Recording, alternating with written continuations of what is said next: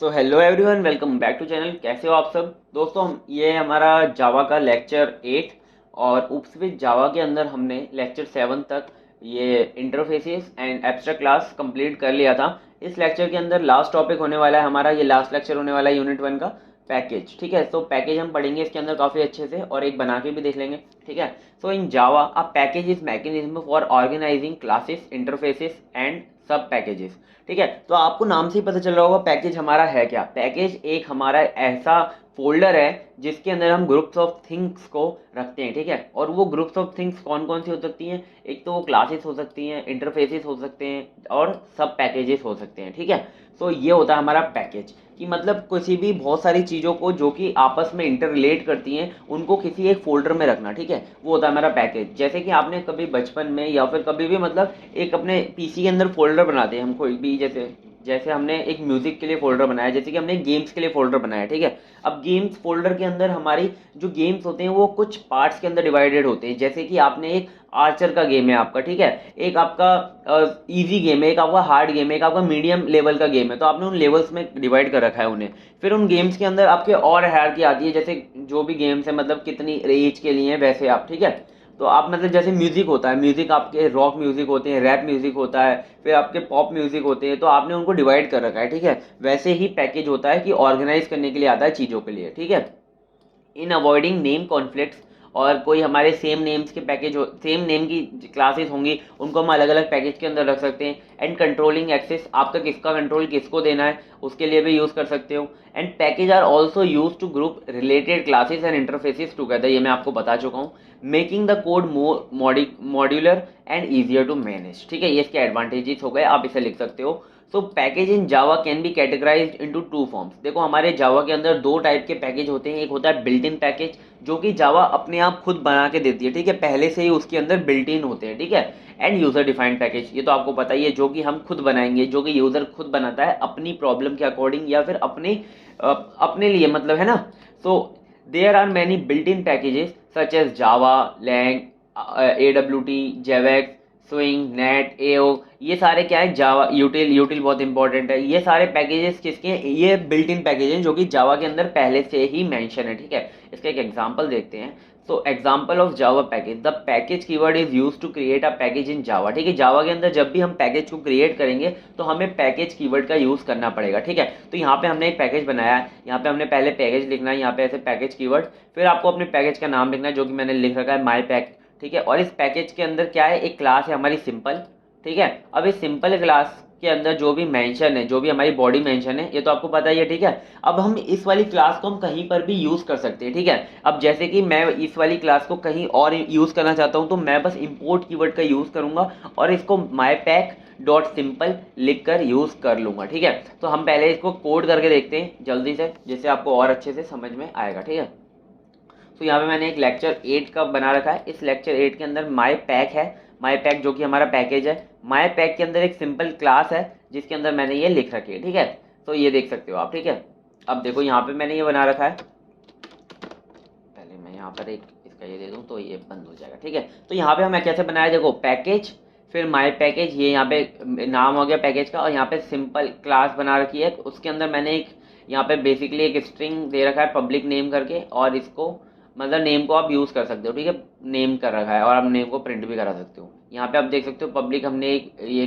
वो बना रखा है, फंक्शन बना रखा है जिससे हम स्टैटिक फंक्शन भी, स्टैटिक फंक्शन नहीं सॉरी, फंक्शन है। ठीक है, अब देखो इसको हमें यूज़ करना है किसी और क्लास में, तो देखो ये माई पैक है ना, आपको ऐसे ही ऑर्गेनाइज करके रखना है। जैसे आपने ये पैकेज माई पैक बना रखे हैं तो आपको ये माई पैक फोल्डर के अंदर ही डालना पड़ेगा। अगर आपने माई पैक फोल्डर के अंदर नहीं डाला ना तो ये एरर देगा। ठीक है, तो ऐसे आपको माई पैक फोल्डर के अंदर डालना है। ठीक है, अब ये हो गया। अब बाहर मैंने एक डेमो जावा बनाया जिसके अंदर मैं इस पैकेज को यूज़ करूंगा, मतलब इस क्लास को यूज़ करूंगा। ठीक है, तो आप यूज़ कैसे कर सकते हो, आपको इंपोर्ट कीवर्ड लिखना है, फिर आपको लिखना है माई पैक और डॉट लिखना है सिंपल। ठीक है, जो आपको क्लास यूज़ करनी है आप ऐसे लिखना। ठीक है, जो भी क्लास यूज़ करनी है, फिर आपको क्या करना है, आपको डेमो के अंदर इस क्लास का यूज़ करना है। तो आप डायरेक्ट क्या करोगे, सिंपल का आपने एक यहाँ पे ऑब्जेक्ट बना लिया, ये मैं आपको बना के बता चुका हूँ। ठीक है, और इसका ऑब्जेक्ट बना लिया आपने पूरा, फिर आपको इस ऑब्जेक्ट को यूज़ कर सकते हो आप डायरेक्टली। ठीक है, आपने कोई भी यहाँ पे क्लास नहीं बनाई है, आप इस क्लास का यूज़ कर रहे हो कैसे, आपने वहाँ पे जो पैकेज बनाया था उसका यूज़ करके। ठीक है, तो s1 डॉट नेम, और नेम को हमने ये दे दिया वी आर हियर यूजिंग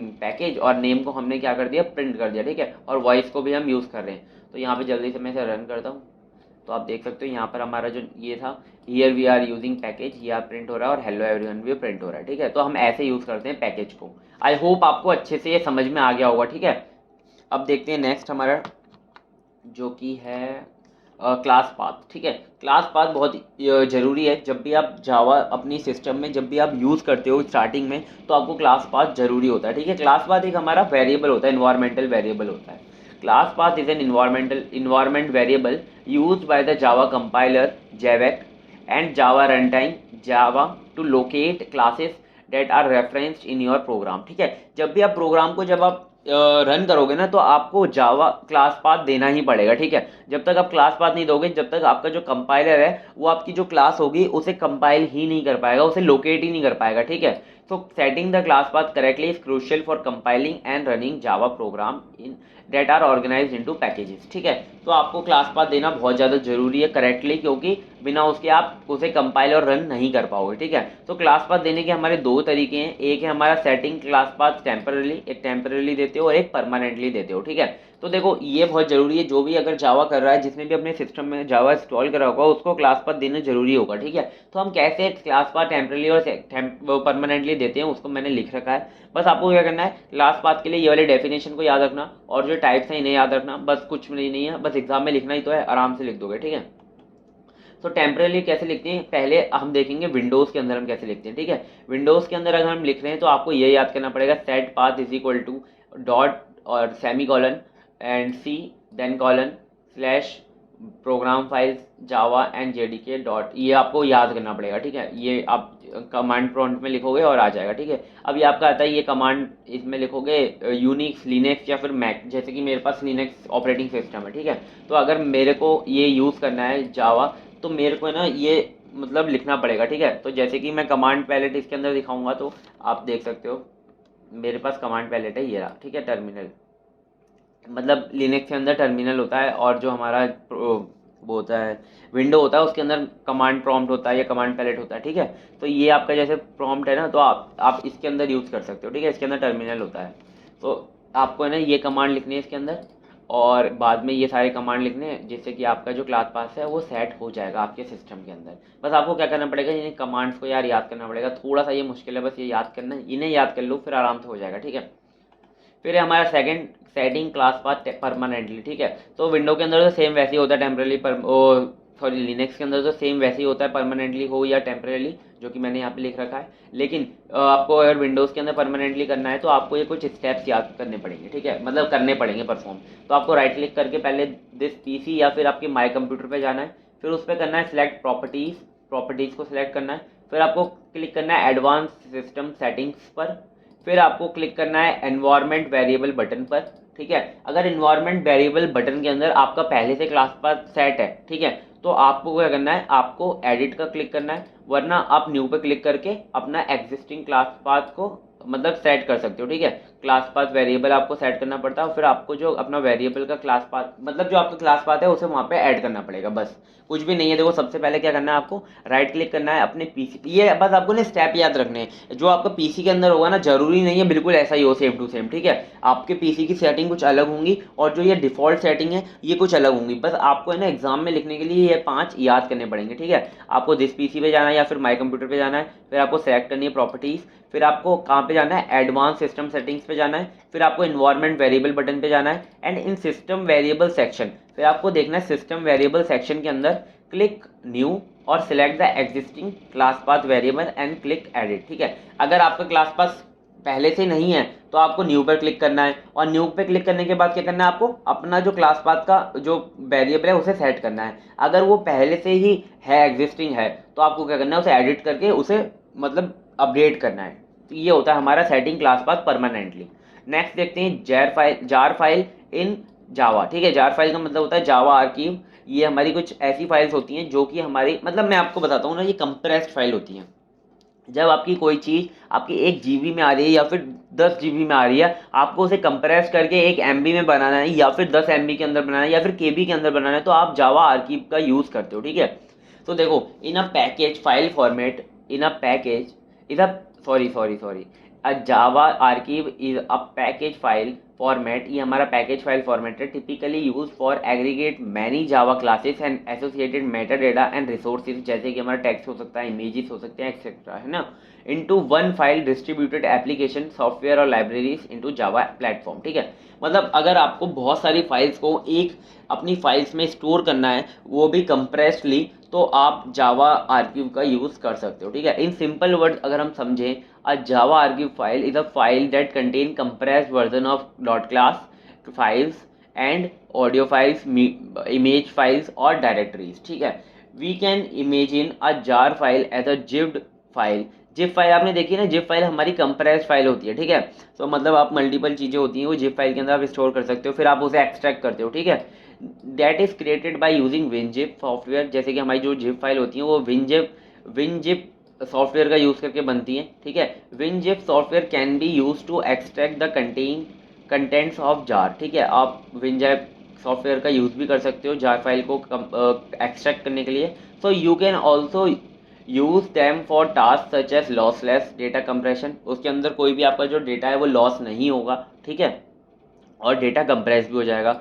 आर्कीविंग के लिए यूज़ करते हो, डीकम्पोजिशन के लिए यूज़ करते हो, और आर्कीव अनपैकिंग के लिए यूज़ करते हो. ठीक है, ये कुछ ऐसे हैं जो आपको अभी समझ नहीं आ रहे होंगे, लेकिन आप आगे इन फ्यूचर जब आप पढ़ोगे सब्जेक्ट्स तो आपको समझ में आएगा. ठीक है, ये सब बस आपको ये याद रखना है कि आर्कीव फाइल हमारी मेनली किसके लिए यूज़ होती है. एक तो जो मल्टीपल हमारे जो डेटा है उसे एक फाइल में स्टोर करने के लिए, और उस जो फाइल जो डेटा है ना वो कंप्रेस्डली स्टोर होगा. ठीक है, ये आई होप आपको समझ में आ गया होगा. ठीक है, फिर हमारा एक था क्रिएट, हम कैसे करेंगे जार फाइल को. ठीक है, तो जार फाइल को हमें क्रिएट करने के लिए एक सिंटैक्स होता है जार CF, यानी कि क्रिएट फाइल. जार फाइल का आपका नेम और इनपुट फाइल्स. ठीक है, आपको बस ये लिखना है, कुछ भी नहीं है, जो भी अपनी जो इसके अंदर डालने वाले हो वो फाइल्स के नेम. ठीक है, here CF represent the create the file. For example, assuming our pack is available in C colon इस डायरेक्टरी में. अगर C में अगर आपका जो पैक है वो इसके अंदर अवेलेबल है, तो आपको क्या करना पड़ेगा, इस जार की जगह पर आपको ये यूज़ करना पड़ेगा. ठीक है, जार के आगे आपको ये यूज़ करना पड़ेगा, बस कुछ भी नहीं है. बस आपको ये दो सिंटैक्स याद रखने हैं. अगर जब भी क्रिएट जार फाइल आता है तो आपको ये लिख कर आने. ठीक है, नेक्स्ट हम देखेंगे naming conventions for Java packages. अब हम जब जावा के पैकेजेस बना रहे होते हैं तो हमें नेम कॉन्फ्लिक्ट ना आए उसके लिए कुछ नेमिंग कन्वेंशंस, कुछ रूल्स होते हैं, उनको याद रखना पड़ता है हमेशा. ठीक है, तो देखो, for avoiding unwanted package names we have following naming conventions we use in creating a package. ठीक है, तो देखो सबसे पहला होता है यूज लोअर केसेस लेटर. जब भी आप पैकेज बना रहे हो पूरा का पूरा क्या होना चाहिए, लोअर केस लेटर में होना चाहिए. यानी कि ये P छोटा है, ये तो पैकेज का कीवर्ड है, ये डॉट, ये कॉम जो है ये छोटा है, ये एग्जाम्पल छोटा है. ठीक है, फॉर पीरियड डेलिमिटेड का मतलब होता है कि आपके एक ही नाम के डबल मीनिंग ना हो. ठीक है, उसके अंदर अलग अलग नाम ही हो, जैसे कि कॉम अलग है, एग्जाम्पल अलग है, माई ऐप अलग है. ठीक है, आपका जो भी माई ऐप है उसके पहले कॉम आएगा. ठीक है, हमेशा ये याद रखना, रिवर्स में होता है जब भी आपके जो कंपनी का नाम है, जैसे कि हमारा मल्टी एटम्स है चैनल का नाम. ठीक है, अगर हम बनाना चाहें multiatoms.com. ठीक है, तो मल्टी एटम्स में क्या होगा, पहले कॉम आएगा फिर डॉट मल्टी एटम्स आएगा. ठीक है, फिर आपका आता है base name on a company और ऑर्गेनाइजेशन. आपका जो नेम्स होते हैं वो कंपनी या फिर ऑर्गेनाइजेशन पे बेस होने चाहिए. ठीक है, फिर हम नेक्स्ट देखते हैं import and static import statement. ठीक है, ये बहुत इंपॉर्टेंट है, इसे समझ लो. एक तो आपने इंपोर्ट तो अभी आपने देख ही लिया जो कि मैं आपको बता रहा था. फिर आता है हमारा एक स्टैटिक इंपोर्ट. कुछ भी नहीं है, स्टैटिक इंपोर्ट हमारा यूज़ होता है हमारे स्टैटिक मेंबर्स को क्या करने के लिए, यूज़ करने के लिए हमारे क्लास के अंदर या फिर हमारे प्रोग्राम के अंदर. ठीक है, तो जावा 5.0 में ये इंट्रोड्यूस हुआ था static import, and also known as trigger version as a new language feature. ये हमारा न्यू लैंग्वेज का एक फीचर था जो कि काफ़ी नया था. Static variables and static members can now access directly without having use of class name.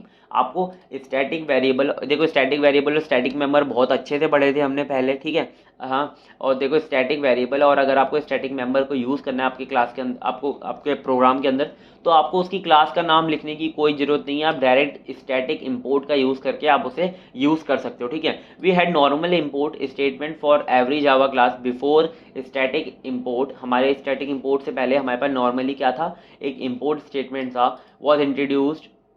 We use class names to call methods. हमें मेथड्स और क्लास को कॉल करने के लिए क्या किसका यूज़ करना पड़ता था, क्लास नेम्स का यूज़ करना पड़ता था. Below is example of the normal import.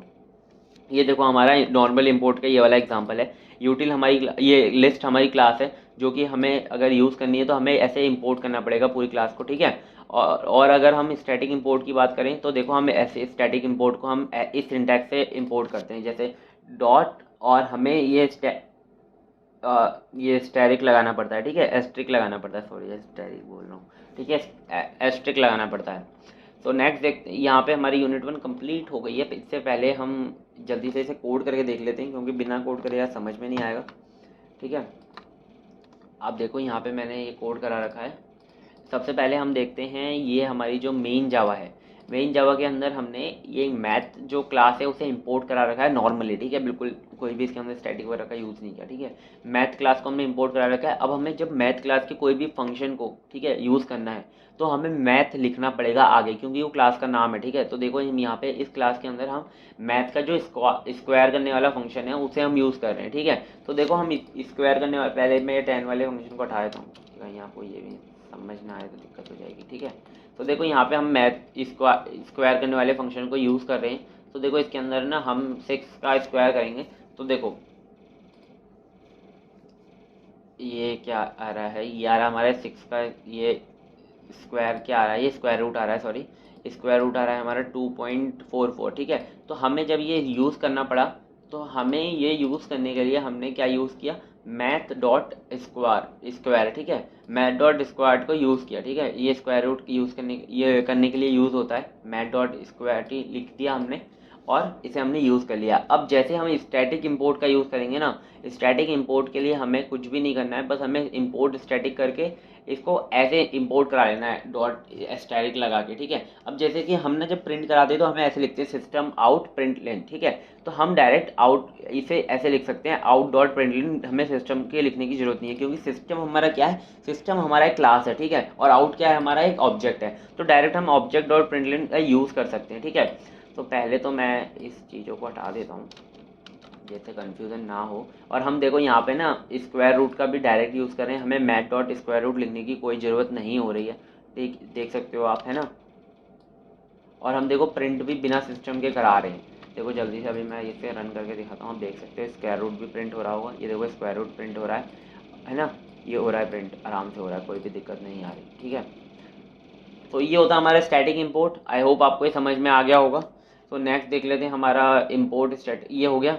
Next हमारा यहाँ पे क्या है, यूनिट 1 कंप्लीट हो चुकी है, ठीक है। अब देख सकते हो 8 लेक्चर हमारे कंप्लीट हो गए और काफ़ी डीपली बताया, सब चीज़ों को प्रोग्राम करके बताया, एक एक चीज़ को। तो आपको आई होप समझ में आ गई होगी सारी चीज़ें। देखो सबसे पहले हमने इंट्रोडक्शन देखा था, फिर हमने प्रोग्रामिंग स्ट्रक्चर देखा था, फिर हमने ऑब्जेक्ट ओरिएंटेड प्रोग्रामिंग के कुछ फंडामेंटल्स देखे थे, फिर उन सबको कोड भी करके देखा था, और हमने इस लेक्चर के अंदर पैकेज भी देख लिया है। तो प्लीज़ अगर आपको समझ में आ रहा है तो प्लीज़ एक प्यारा सा कमेंट करके जाना कि भैया समझ में आ रहा है ना, कोई भी दिक्कत नहीं आ रही है, तो कमेंट करके जाना। और अगर आपको ऐसे ही लेक्चर देखते रहने हैं तो प्लीज़ चैनल को सब्सक्राइब कर लो। और अगर आपको और ऐसे कंटेंट चाहिए, ऐसा और एक्सप्लेनेशन चाहिए, तो आप डिस्क्रिप्शन में जाके देख सकते हो, प्लेलिस्ट आपको मिल जाएंगी और सब्जेक्ट्स की। जैसे कि हम अभी टफल्स और ओएस को हमने स्टार्ट कर दिया है, और भी जो आगे के सब्जेक्ट हैं हमारे 4th सेम के, इस चैनल पे आपको मिल जाएंगे, ठीक है। और 6th सेम के लिए या फिर आपके मतलब जो आपके ये 4th सेम होगा, 4th सेम तो इसी पे आएगा, जो आपके हायर 3rd ईयर के जो सेम होंगे वो सारे के सारे आएंगे मल्टी आइटम्स चैनल पे, ठीक है। ये मल्टी आइटम प्लस है,